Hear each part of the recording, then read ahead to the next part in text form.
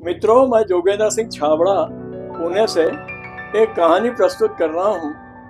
शीर्षक है एक दिवंगत की अर्थी। भूतपूर्व मुख्यमंत्री पंडित कामता प्रसाद जी की अर्थी उनके मकान शांति कुटीर से प्रारंभ होने वाली थी। उनके मकान के सामने प्रदेश के नेतागण, ऑफिसर, कस्बे के नागरिकों की भीड़ जुटी हुई थी। वे मुख्यमंत्री के पद पर तो 1 वर्ष ही रहे थे, लेकिन इससे उनकी प्रतिष्ठा चिरस्थायी हो गई थी। कस्बे में उनका वर्चस्व पद छिप जाने के बाद भी कायम था।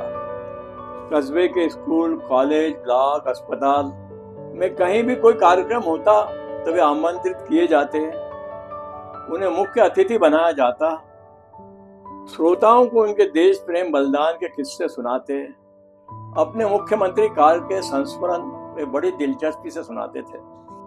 वे अपने भाषण से श्रोताओं को मंत्रमुग्ध कर देते थे। तभी भीड़ में अचानक हलचल मच गई।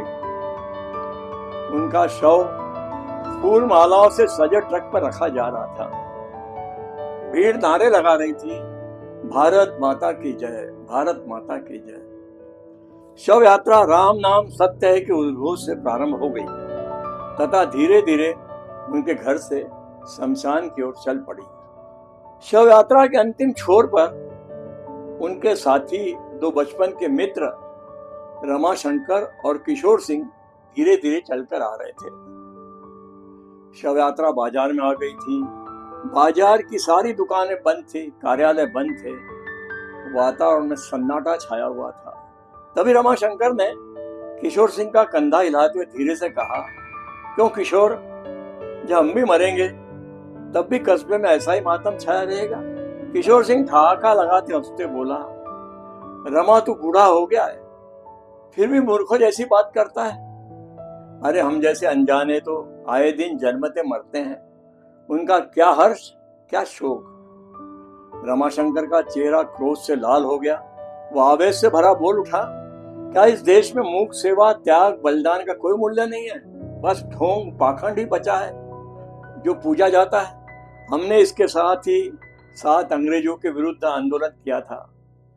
हम कई बार उनके द्वारा पकड़े गए। हमने अपनी जवानी जेल के शीशों के भीतर बिता दी। हमने अपने परिवारजनों को भूख बीमारी से तड़पते देखा। हमारा उनके प्रति जो कर्तव्य था उसे अनदेखा कर हम देश की आजादी के लिए अंग्रेजों से लड़ते रहे।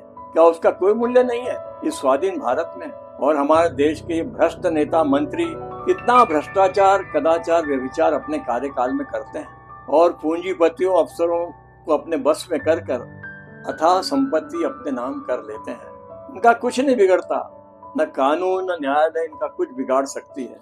पकड़े जाने पर ये जमानत पर छूट जाते हैं और ऐश करते हैं और अपने परिवारजनों को राजनीति में स्थापित करते जाते हैं। हमारे सामने इस कामता प्रसाद का उदाहरण है। इसने अपने जीवन काल में कौन सा पाप नहीं किया था? हाँ, उसने अपना स्वरूप ऊपर से नीचे तक गांधीवादी बनाए रखा था। खादी का धोती कुर्ता, गांधी की टोपी, पैरों में साधारण सी चप्पलें। उसने अपना पुश्तैनी मकान भी पहले जैसा ही रखा था, कच्चा कबीलू वाला। उसने अपने मुख्यमंत्री काल में कस्बे की बेशकीमती जमीनें अपने नाम कर ली थी और कस्बे में उसकी हड़पी जमीन पर उसने 1 बीघा जमीन गांधी पार्क और स्कूल को दान कर दी थी और उस पर सरकारी खर्च पर गांधी पार्क और स्कूल बनाकर उसमें प्रवेश द्वार पर विजय स्तंभ बनाया था और अपना नाम स्वतंत्रता सेनानी के रूप में सबसे ऊपर लिखवाया था। उसने देश के बड़े बड़े शहरों में बड़े बड़े बंगले बना रखे थे जहां उसका परिवार ऐश करता था और उसका किराया खाता था। और यह ढोंगी पाखंडी यहाँ अपने कस्बे में अपने पुश्तैनी मकान में एक त्यागी तपस्वी के रूप में रह रहा था। हाँ, बस उसने उसका नाम शांति कुटीर रख रखा था। वह क्लबों के माध्यम से नेत्र शिविरों का आयोजन करता था। ऐसे दिखावे के नेत्र शिविरों में हमने कितनों को बेबस अंधे होते देखा है। वह अनाथ आश्रम, महिला आश्रमों के लिए दान करता था। उसके पास लोगों की समस्या हल करने के लिए आशासनों का भरा हुआ पिटारा था। मुंह में चाशनी घुली मिठास थी और हमारे देश की जनता ऐसे पाखंडियों की जीते जी आरती उतारती है और मरने के बाद चौराहों पर उनकी मूर्तियां स्थापित करती है और मर जाने के बाद ठाठ से उनकी शव यात्रा निकालती है। अरे चुप भी रहने यार, किशोर सीधे से कहा ना, वो एक सफेद हाथी था, उसके दांत खाने के और दिखाने के और थे। दोनों बूढ़े अपना पोपड़ा मुंह खोलकर ठहाका मारकर हंस पड़े। बातों बातों में मार कब पूरा हो गया था पता नहीं चला। सामने शमशान अपनी पूरी उदासी लिए पड़ा था। उनके पुत्र ने उनके लिए चंदन की चिता सजाई थी, जिसे वे मरने के पूर्व मंत्रिमंडल में मंत्री बना गए थे। पुलिस बैंड मातमी धूम बजा रहा था। नेतागण भाषण का मंच सजा रहे थे। पुलिस ने हवाई फायर किया। उनके पुत्र ने चिता में अगन भेंट की। चिता का धुआं ऊपर और ऊपर उठ रहा था और आसमान उनकी मौत पर हंस रहा था।